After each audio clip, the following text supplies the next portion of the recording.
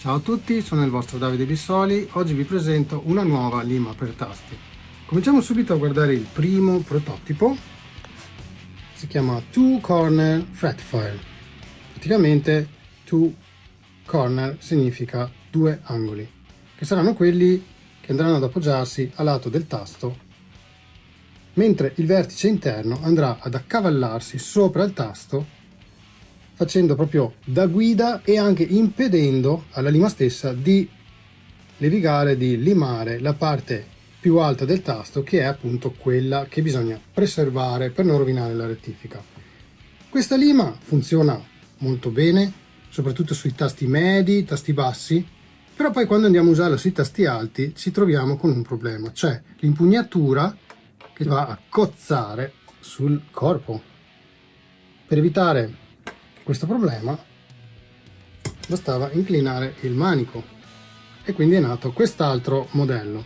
Questo modello è ottimale appunto per i tasti più alti, l'impugnatura è veramente libera, ma c'è un piccolo problema, che l'angolatura del manico è eccessiva. Praticamente quando andiamo a lavorare sui tasti, quelli normali, abbiamo un po' di, come dire, di incertezza, perché l'impugnatura è un po' macchinosa, no? Vedete? La mano cerca di riprendere la lima, ma con questa forma qui è un po' più difficile.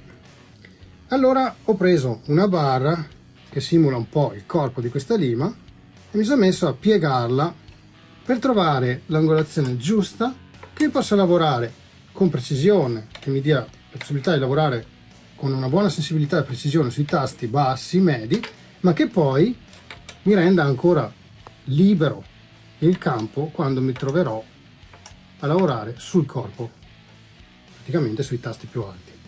E da questa angolazione è nata la lima, quella definitiva praticamente, che si chiama Boomerang Fret File. Vedete, è fatta un po' come l'arma degli aborigeni che si usa per andare a caccia.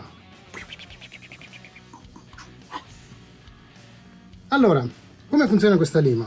Andiamo a riparare, a proteggere la tastiera con un paio di fettine di nastro carta.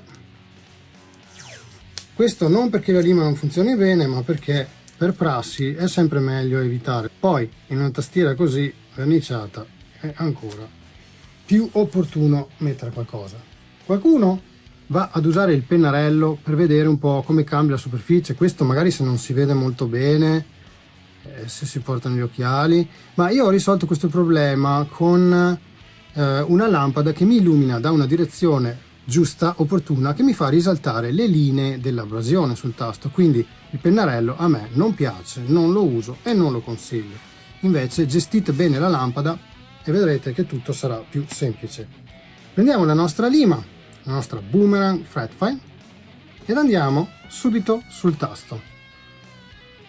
Partiamo un attimino a lato con un'angolazione abbastanza irta, ripida, e poi pian pianino andiamo sopra al tasto senza mai arrivare al centro del tasto, e possiamo controllare l'angolazione della lima direttamente dalla superficie, dalla faccia della lima, quella che guarda verso l'alto, dove appunto applichiamo la nostra pressione.